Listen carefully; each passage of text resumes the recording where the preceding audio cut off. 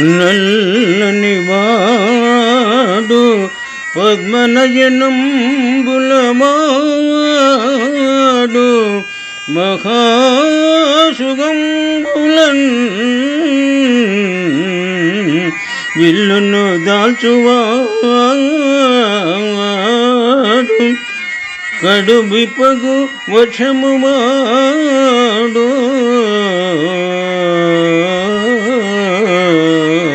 మేలుపై చలిడివాడు నికిన భుజంబులవాడు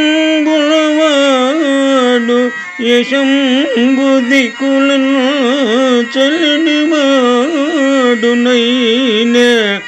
రఘుసత్తమున్ ఈముతమా కబీష్టముల్లా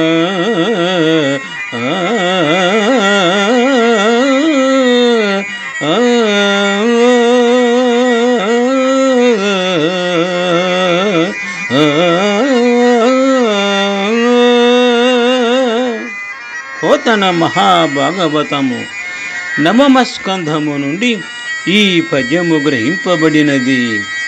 సందర్భము సుఖమహర్షి పరీక్షిన్ మహారాజుతో శ్రీరామచంద్రుని గురించి శ్రీరామచరిత్రను వినువారులకు కోరికలు తీర్చుగాక అని విన్నవించినారు.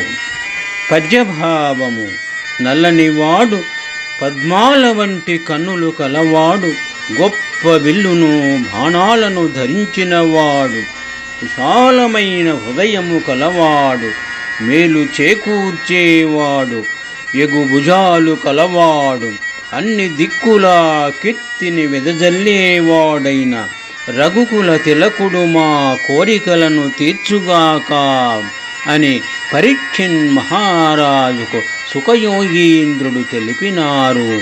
శుభం.